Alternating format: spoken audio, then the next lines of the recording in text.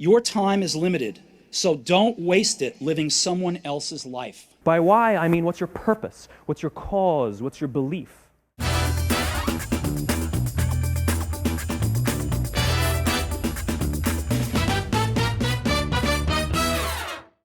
Welcome to It All Starts Here, the podcast powered by ESCP's Option E, where we explore how bold ideas can turn into meaningful impact. We are your hosts. I'm Alisa Sydow. And I'm Maxime Hadada. Each week, we dive into the world of impact-driven entrepreneurship, speaking with founders and change makers who are redefining what it means to build a business with purpose. From reshaping supply chains to pioneering new business models and redefining how companies grow, they show us that change doesn't just happen, it's created one decision at a time. So whether you are an aspiring founder, a curious student, or simply someone who believes business can be a force for good, you're in the right place. Let's jump in. It all starts here.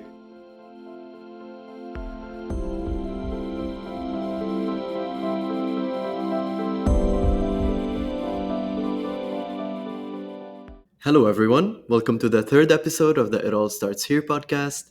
Today's episode is extra special.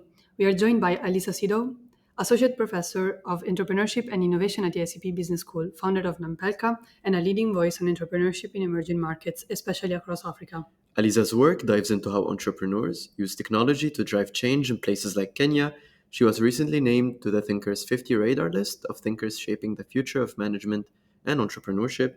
She's someone we can learn a lot from, so we're very excited to have her with us today. Enjoy!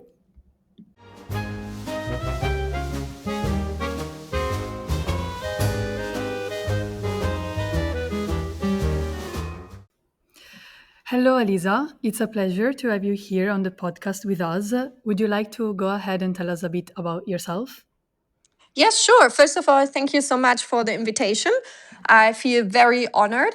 A little bit to myself and as a background. So yes, my name is Alisa. I'm originally from Germany, although I do not live in Germany anymore for the last, oh my God, I'm getting older. So I don't know, it should be something around like 12, 13, 14 years. I have lived in the last 10, 11, 12 years basically in Milan, Italy. And my passions are around entrepreneurship with a specific lens on what is going on in emerging markets. We do have quite a lot of emerging markets, or so-called Global South, but I focus specifically on Africa as a continent and more precisely on countries like Kenya, South Africa, and Nigeria. And when you look at those, let's say, startups, scale-ups, definitely the focus that you have is tech-driven. And maybe because I'm a woman, but I'm also looking specifically at the additional challenges and barriers for female founders coming from emerging markets. So that's kind of a little bit of background to myself and what I'm interested about. Very impressive work, yeah. Since you are an expert in the field of entrepreneurship, specifically impact entrepreneurship, maybe also possibly, can you explain more in depth what that means? Like, what are emerging markets, maybe impact entrepreneurship? Can you go more in detail? Of course. So I try to not open it up to kind of, let's say, one of the sessions as a professor and giving you background on theories, etc. But the one thing that we usually have in mind is when we look at emerging markets and when we think about the impact that they can create, we usually look at social entrepreneurship.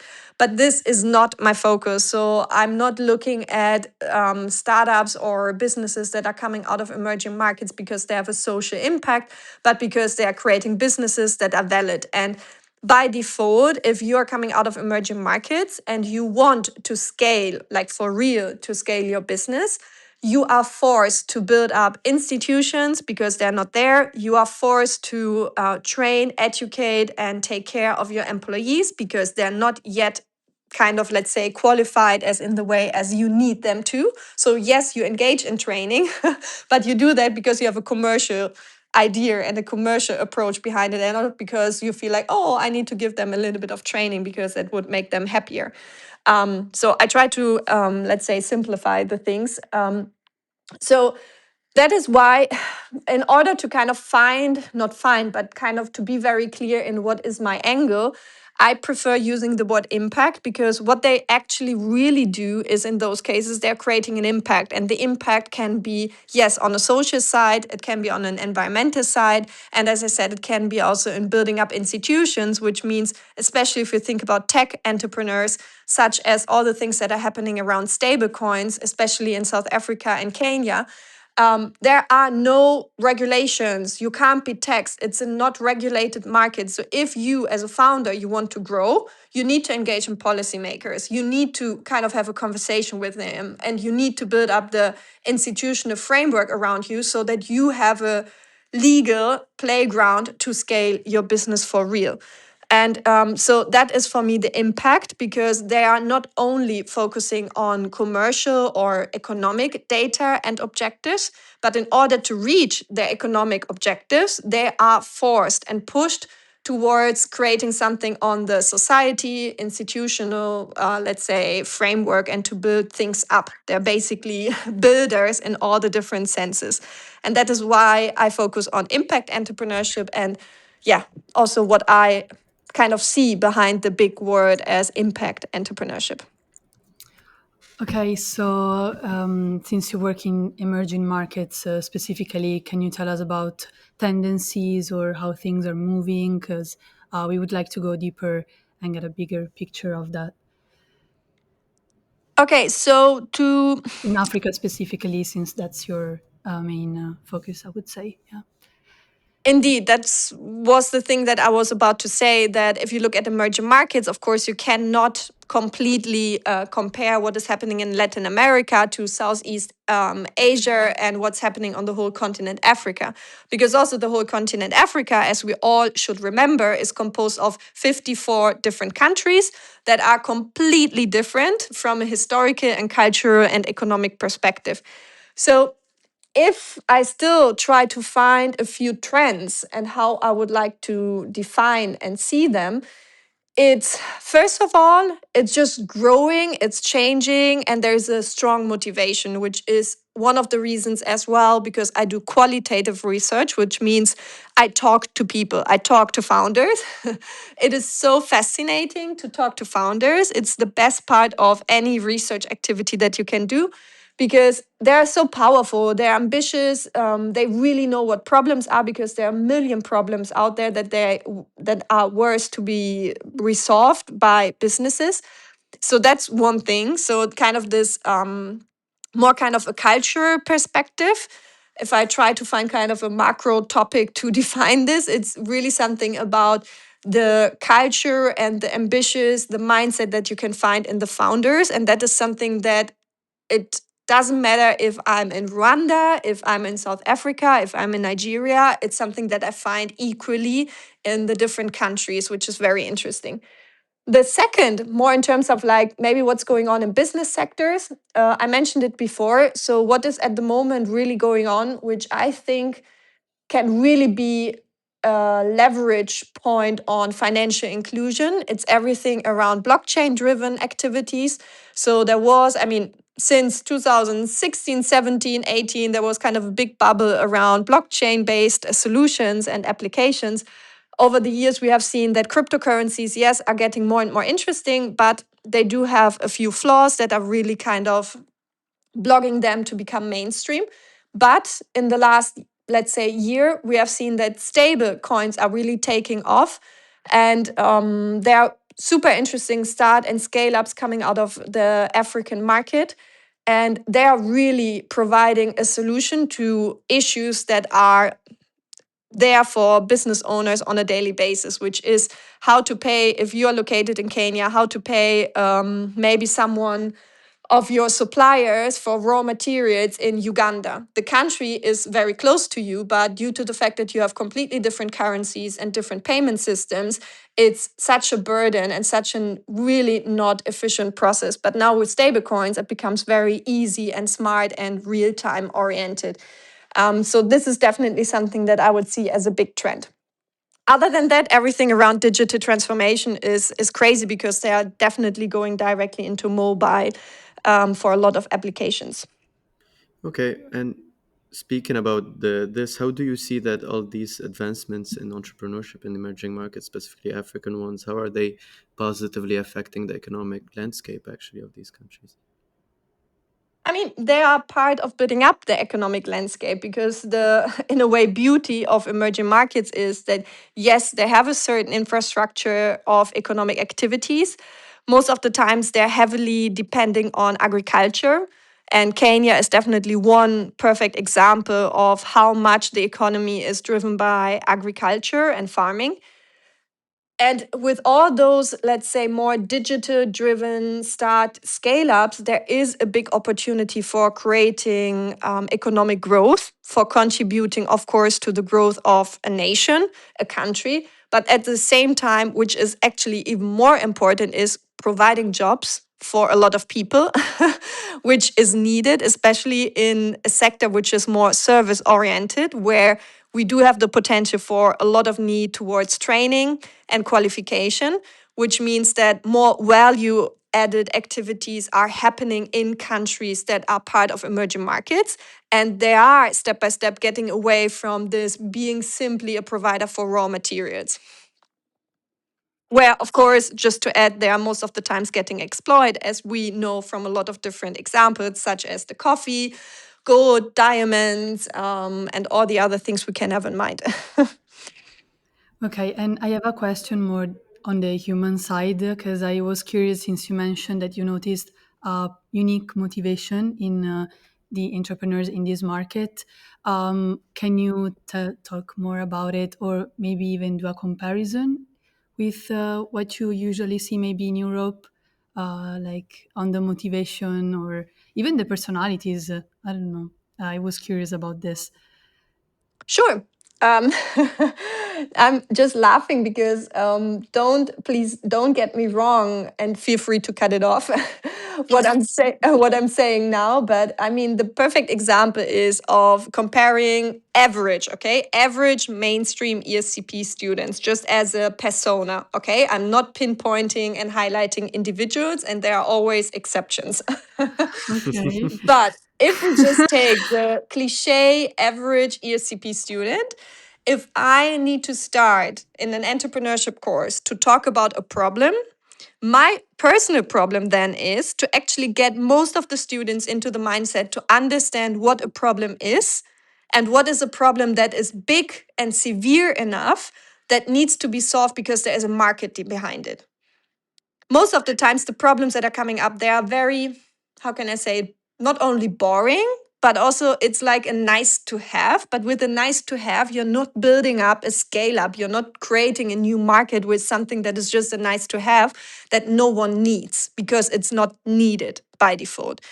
That is completely the opposite if you talk to someone that is coming from emerging markets or that is located at the moment in some of the cities such as Nairobi, Joburg, or whatever. If you spend with open eyes at least 10 minutes, which might be enough, even 5 minutes, and go around, you would definitely have a list of maybe 5, 6, 7, up to 10 problems, and all of them would be worth to be solved. So, this is a starting point where there is a big, big difference because having this personal experience for most entrepreneurs coming from, let's say, Joburg, Nairobi, they have seen and suffered from those problems. So they do not only recognize what that problem is, they can also identify with this. And this actually leads to the fact that they're super passionate about it. They really want to solve it, they want to get it done. And this is something that I still find in, let's take the example of average mainstream ESCP students. I do find, but it's less common and it's more difficult to get students, for example, into the mindset to really understand what a severe problem is. Yeah, I have to relate with that actually, because we are doing the optiony and we have to come up with a startup, and it is actually very difficult. Like, I have to relate with what you said. It was probably the hardest part of the semester, like finding a serious, like, and heartfelt problem, like something that really is needed. So I see what you're saying. Like, can testify for my own experience from this semester. Yeah. So Exactly. And which yeah, is, no, it's true. but it's not like, in a way, how can I say it? It's not the idea of saying like, okay, it's your fault or something. But for me, honestly, there is just so much more where, first of all, it makes sense, especially if you are in the MIM program, that you might not start right after your business, but you gain more experience, because with experience, you better understand what problems are still out there, might be driven to expertise in a specific sector, etc. Or another thing is, I also know that average ESCP students love to travel. Everyone is doing it. If you travel so much, you can't tell me that you don't understand what the problem is, or in other words, that you do not know some of the really big problems that you have seen with your own eyes while you were traveling in Europe, but also outside of Europe. So I think there are like two sides. First, yeah, making more experience, but on the other hand, is also being more conscious and reflective on already the experience that you all have, because you have seen a lot, which is actually a beautiful thing and could be a strong thing for becoming an entrepreneur and starting your business. So, what could an average meme student actually do to be able to, in some sense, find an impactful problem, as you would define it? First, go outside of your bubble, meaning with the bubble, I mean like your we can also call it comfort zone. It's something that we love to call it. It's just another word for saying like out of your daily life and out of the network, the community that you know. Because usually we connect with the people that are very similar to ourselves. So there's a lot of similarity, but within similarity and within places that you already know, there is not really something helpful coming out if we look at identifying a problem that can lead to an entrepreneurial project. I would suggest to actually go to places where you have never been, even in the cities in where you live, like even in Paris. I mean, Paris as a city has so many severe problems. So yes, maybe don't only go to the ESCP campus and to your favorite bars where you meet similar people like yourself, but go to participate in an NGO activity that is helping someone in a completely different area, or talk to immigrants because you're participating in an let's say volunteering project, or you talk to, I don't know, it depends on your interest. But do something that is getting you into an area where you have a certain curiosity, but you have a lack of knowledge and experience, and make that experience. And you can do that in your own city, you can do it in Paris, wherever you are. But I think this, even without traveling, could bring you already closer to having an idea about a problem that is still kind of out there, and it would be worth to be solved. Okay, thank you for the advice. And since you have this unique and I think point of view on these matters, like it's something fresh perspective, can you share with us how you share these teachings, being a professor at ESCP, and yeah, and also go a bit into detail on why, what makes you pursue the academic career here at ESCP as a professor, and yeah. Maybe to start with the first question, how I integrate this perspective that I have into teaching. I have not yet integrated it, let's say, for a 100%, because if I would do that, I would, first of all, in any entrepreneurship class, get the students out of the classroom and bring them into areas where problems are. And most of the times, due to logistical and time and financial, let's say, constraints, we are usually not doing it. I have just done it once. That was based when I was back in Turin on the Turin campus. I did option E as an academic director. And we went to Sicily in Italy, because Sicily, you might think now of, oh my God, it's beautiful, beaches, summer, holidays, wonderful. Yes. However, they have problems, systematic problems similar to emerging markets in terms of youth unemployment, drop of school, poverty, immigration. It's severe. And so we actually went to places where they have seen some of the problems that the city as Catania has. And that was really interesting, because after that, I've seen that most of the students really needed to, first of all, digest the impressions. Second, even though it was at the end of option E, they actually said, oh my God, it would have been so nice to do it at the beginning because it would have giving us a completely other direction for most of our startup ideas that we have developed. So in a way, if I would do it, I would definitely do it in a similar way that I just explained. Um, at the moment, I just try to really focus and take a lot of the time. As you said, it's really challenging at the beginning, maybe even one of the most challenging things. So that's why I really try to push students and be very harsh at the beginning to accept what are problems and what not. And so we spend quite a lot of time in the first sessions on understanding really what a problem is. And they always need to come up with a quantity, a KPI, like a number that is justifying how severe that problem is. Because if the number is low or they cannot find a number, there's probably no market afterwards. Okay. So going back into like the students, how do you see the entrepreneurship in them actually evolving throughout the years that you have been teaching? Can you rephrase the question? So, what do you mean, like what I see in the students? Like as in the spirit, the how do they start observing things? Like have there been differences? Like I thought the question in the sense of I think in the past few years we have seen huge changes. Two main ones, of course, COVID and AI. Like I was thinking about since being a professor during these years, have you seen a change in how we approach entrepreneurship? Like have the ideas changed or the approach changed or the inspirations? Or whatever difference you've seen in your students across the years. Yeah. Okay, yeah. Thank you so much for kind of explaining the question a little bit more. Yes, there is a little bit of change in a way. Of course, there needs to be a change.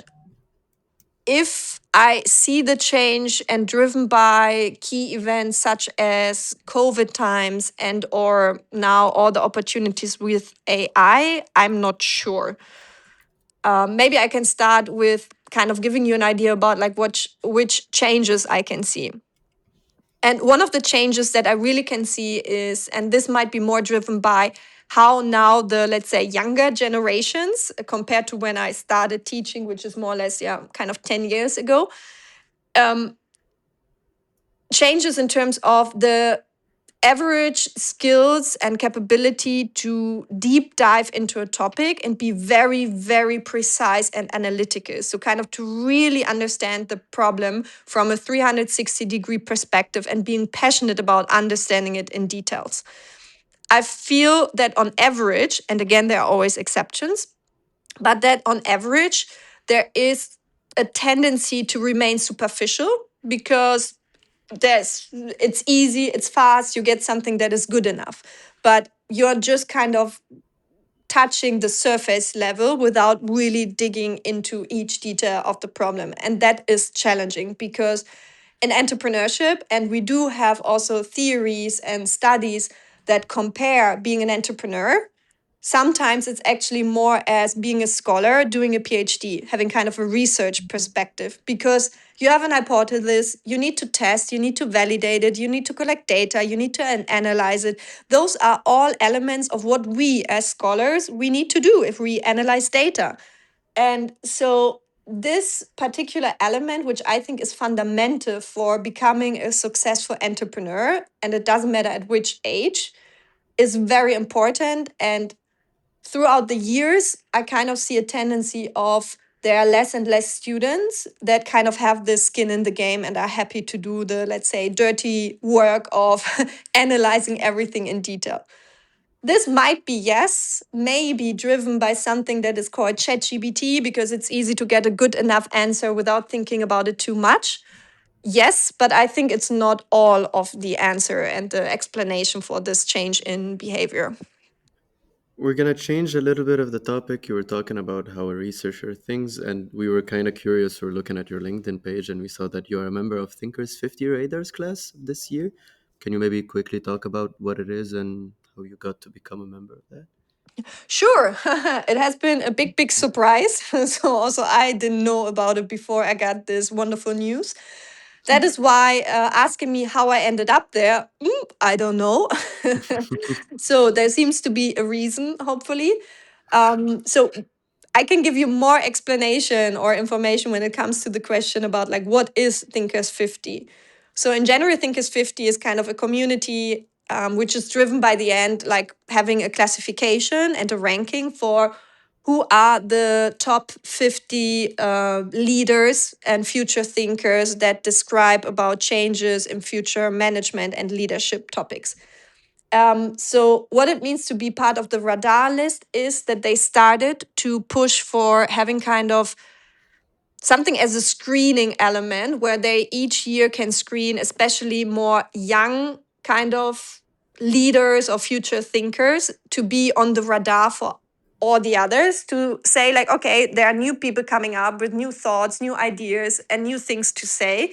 Let's have a look at them because they might have a potential to end up on the finalist of the Thinkers 50 globally. And so I'm part of this radar list with the topics that I have because it seems to be something that is future oriented and hopefully drives our management and leadership perspective in the future. Thank you. So now we change a bit the topic. So we wanted to deep dive also in your entrepreneurial project, which is Nampelka, your platform. So can you tell us about it a bit more, and also if there was a particular moment or experience that sparked the idea? Haha.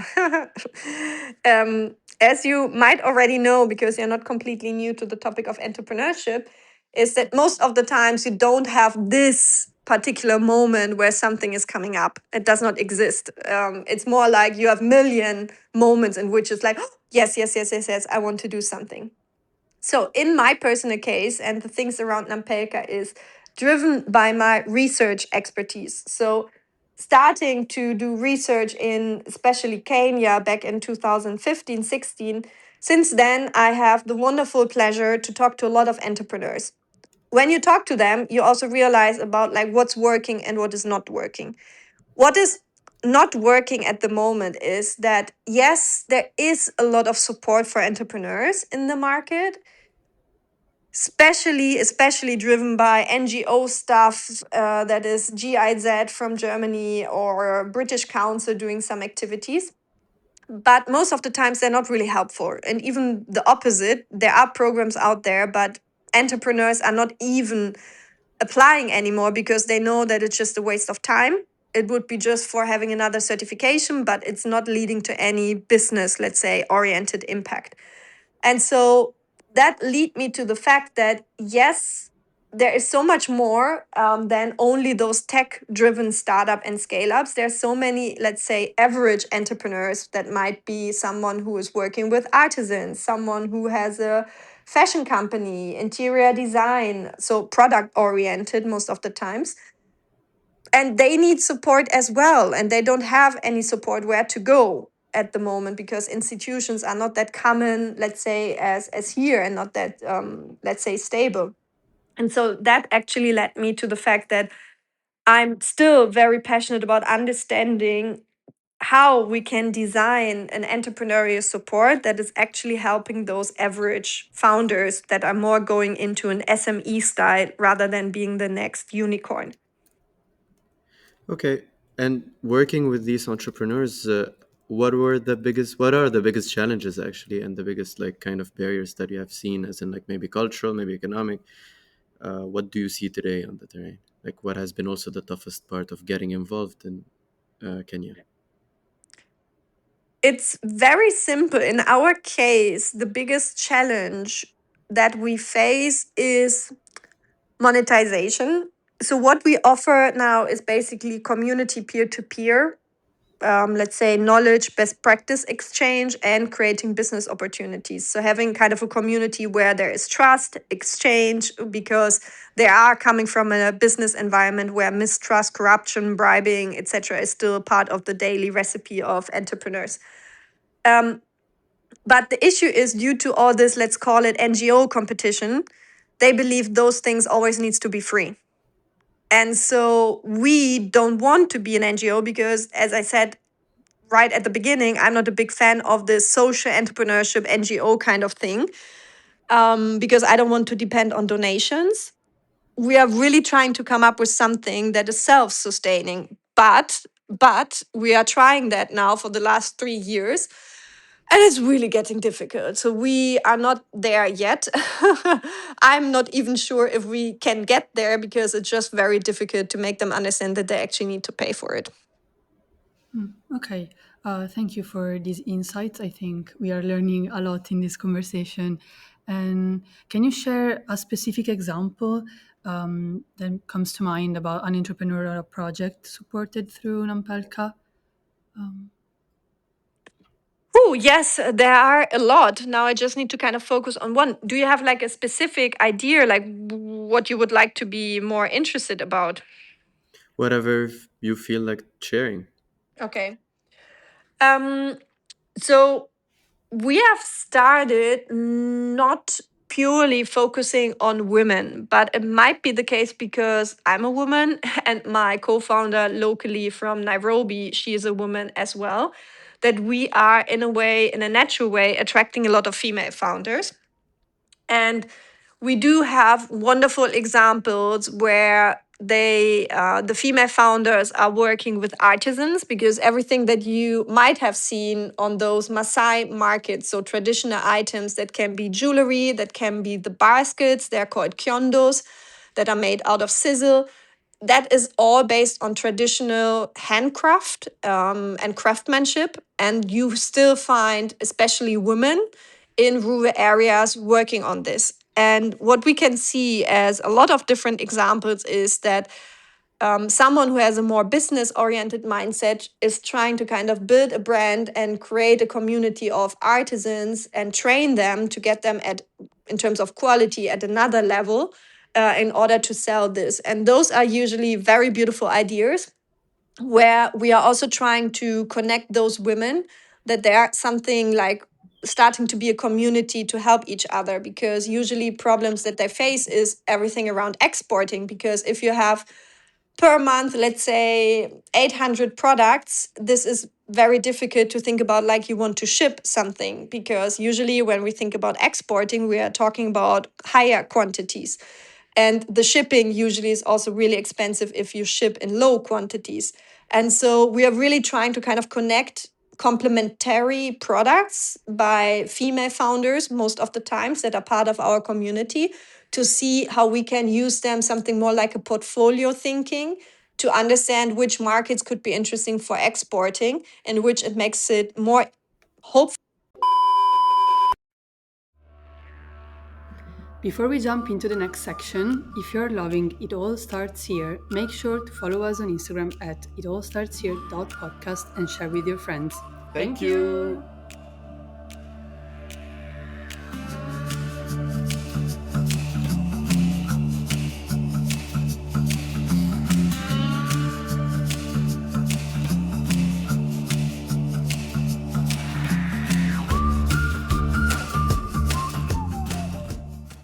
Okay, I'm back. I'm back. Do you hear us now? Yes, I can. I can. Is the parcel safe in shape? Yes, it is. It is. It's all good. It's huge. Okay. I mean, we don't have to redo the whole explanation about the project, but if you still want to share, like in short, a recap of what you were talking about, Or if you want or to both. close up Yeah. Yeah, sure. Yeah. Okay.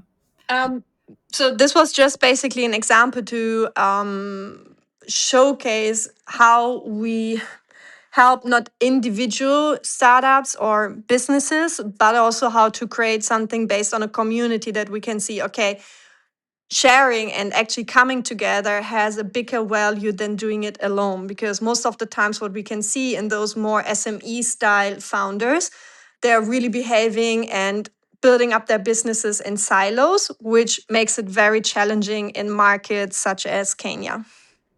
Okay, it's very interesting because actually, like one of the courses that we have, well, kind of we seminar thingy, we actually went to visit Berlin, and the topic was to talk about ecosystems in that sense. So I think it kind of also like falls into it, as in to build an ecosystem of like people that are kind of doing the same thing. I don't know if you believe in that also, but that kind of builds growth, and I would imagine that in Kenya it would also maybe allow this in that sense. Yes, definitely. And that's part of why I'm saying that if you are a founder in emerging markets, you are always at the same time a big, big player in building up this ecosystem around you, because it's not yet there. Compared to what you can see in Berlin, there is an already established ecosystem.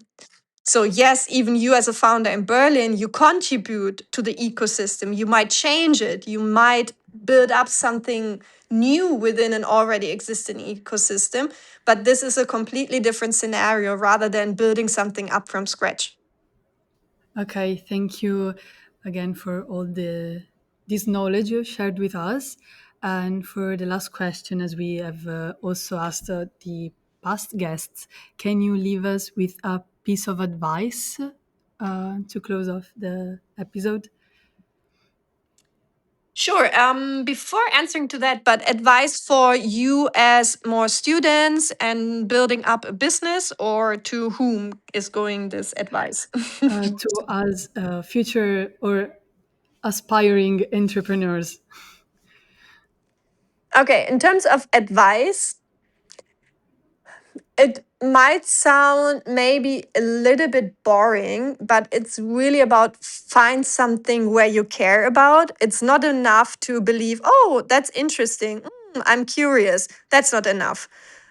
You really need to care deeply about the problem, or at least kind of the solution that you can build up in order to kind of grow your business, because the journey is so long. It is so difficult. Yes, there are also nice moments, but I truly believe that if you would make kind of a list, there would be more negative, challenging, conflict moments rather than the beautiful, successful moments that you have. And in order to get through all of this, to be crazy enough to build up your business, not losing it and not stopping it for 7, 8, 9 years before you can think about an exit or something, you really need to have this emotional attachment to what you're building up. If you don't have it, like without this emotion that is giving you the craziness and being too much in love and getting blind in that sense, if you don't have this, I think you will not make it. Okay, well, thank you so much. It was very insightful discussion, actually. Yes, even the advice, I wouldn't say Yeah, that's boring. Like, because I think we actually, really need to hear that. like we had another guest that came to class. In a sense, I believe somebody kind of asked them a question similar to this, and they said that actually what helped him was to kind of be detached at first from like Oh, being yeah, passionate in that sense. that's true. Yeah, so it's like very different advice, and I guess I think maybe it's to pick and choose for each one of us.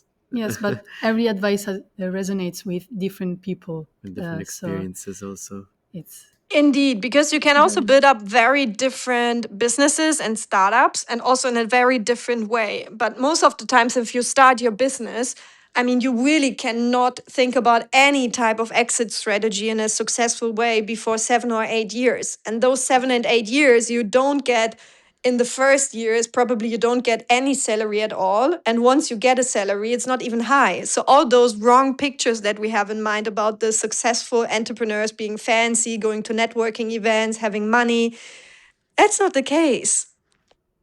Like at the beginning, you need to do everything from accounting up to maybe customer service, up to doing the pitch in front of investors, like everything from nice to bad.